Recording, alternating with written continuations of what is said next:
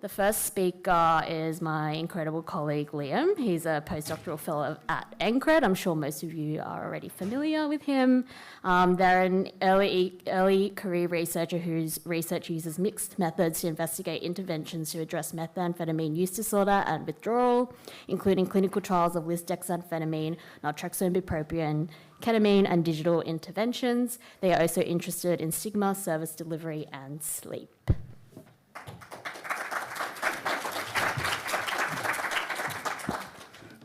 Good afternoon, everybody. Thanks so much for having me. So I'm going to be presenting a little bit on our recent pilot study looking at naltrexone and bupropion for methamphetamine use disorder. But what's going to be a little bit different about this talk is I'm trying to take a really mixed methods approach to our analysis of the data, where I'm hoping to take some of the quantitative data, so the numbers that we looked at, and combine that with some of the interviews that we also did with trial participants to give some kind of context, depth, and a little bit of extra meaning to some of the results that came through this trial. The trial was funded by NCRED. I'm employed by UNSW, and I have no other conflicts to declare. I would also like to acknowledge the traditional owners of the land. This research was done on the lands of the Gadigal people of the Eora Nations. And I would also like to acknowledge the contributions of people with a lived and living experience of substance use and their knowledge, wisdom, and commitment to this research project. Of course, methamphetamine use disorder is a global issue. And as we've discussed, there are no licensed pharmacotherapies for methamphetamine use disorder. But as Didier put earlier today, there are signals, there are options coming through. And one of those options that has quite a good amount of evidence comparatively is a combination of two medications, the first being bupropion and the second being naltrexone. Naltrexone, of course, is an opioid antagonist, and bupropion is an atypical non-tricyclic antidepressant. These medications were studied by a group out of the United States who found that a combination of these two medications was effective at helping people to achieve higher rates of abstinence from methamphetamine. Now, what's really important about this study and these results for the Australian context, though, is that these formulations are not available in Australia, and even in contexts where they are available, they are prohibitively expensive. Costing up to $1,700 US per month. So we need to find new ways of trying to translate these research findings into more appropriate and acceptable and accessible formulations.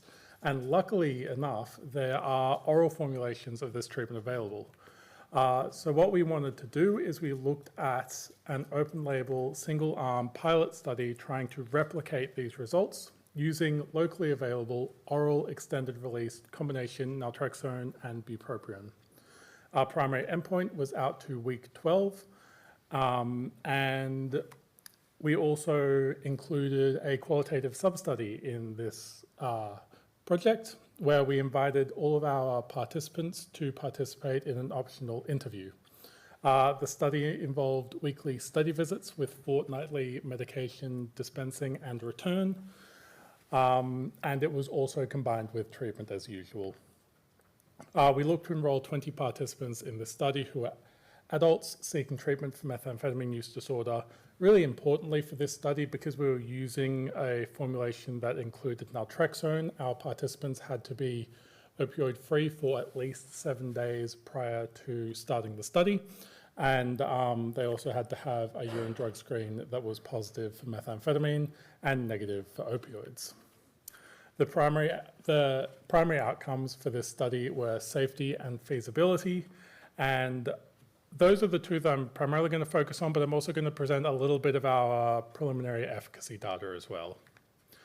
So in this study, we did manage to recruit 20 participants, and 13 of those participants also went along to provide qualitative interviews for us. And the broad demographics of this study were really quite similar to what we've been seeing in other clinical trials for methamphetamine use disorder in Australia.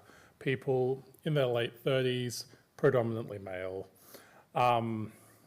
Baseline substance use was also relatively similar as well. Our participants were using on average 20 days out of the last 28, and on a normal day that they were using 3 points a day.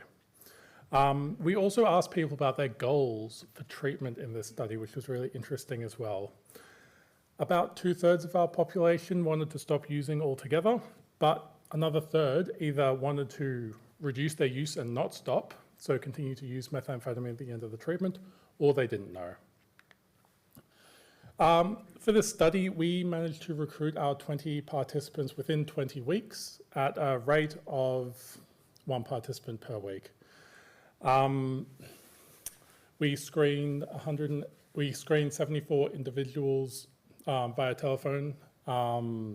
We pre-screened 24 individuals, 74 individuals, and we screened 24, 20 of whom were eligible to be enrolled. In this study, we retained 15 people to the end of the primary outcome where they received their final medication, and 13 of our participants completed follow-up to day 112. Medication adherence in this study was really unclear, though. Pill counts were nearly impossible to assess, and this was primarily due to the fact that people struggled to return their Webster packs for pill counts. And this was backed up by our qualitative data as well, where participants either couldn't attend appointments or simply forgot to bring back their Webster packs for pill counts. Retention in the study, again, it was good. It was similar to what we see in other clinical trials. But again, our participants sometimes struggled, especially with having to come in every week, and discussed if there was an option for reducing the burden of participating in clinical trials. Maybe this could have improved our retention.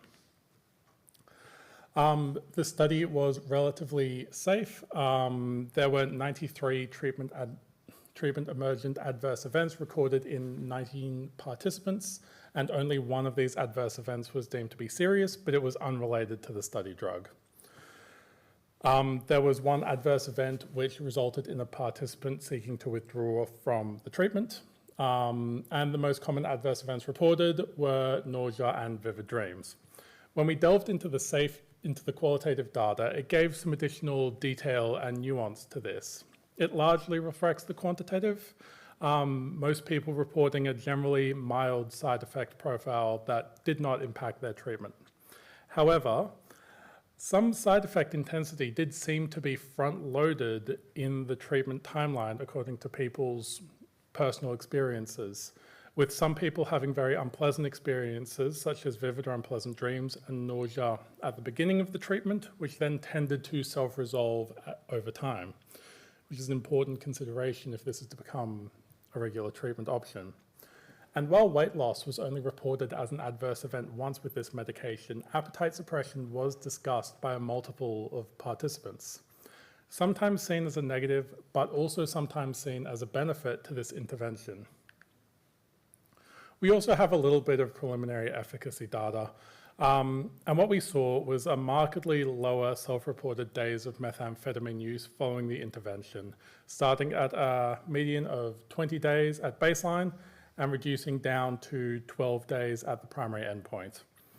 Now, of course, this was an uncontrolled pilot study, so we cannot say if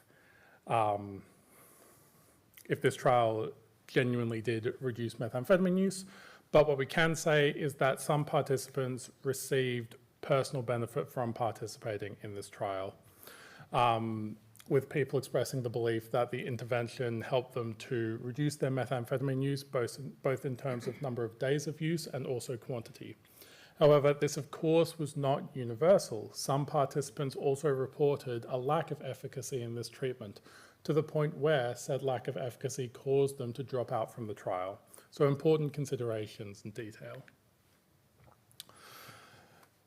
Overall, this study helped us show that naltrexone and bupropion delivered in this oral formulation were safe in this population. But the qualitative interviews suggested that the side effects that people experienced tended to be front-loaded and to diminish over time. The study procedures were feasible. However, adherence data was unreliable, again, because of missed opportunities for pill counts. This was supported by interview data. The study, of course, was small, and further randomized control trials to confirm efficacy are planned and will hopefully be ongoing soon. What I just wanted to finish off with was just a statement that future clinical trials should always consider including qualitative methodologies into their trial design. And this is because it provides really important context and depth to quantitative results. And I think that this is particularly important when we talk about pilot studies.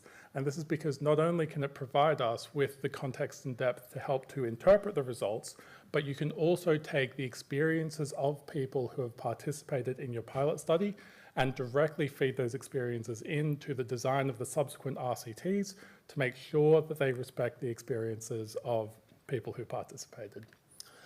Thank you all so much for your time. I'd like to acknowledge the investigators and our trial coordinators.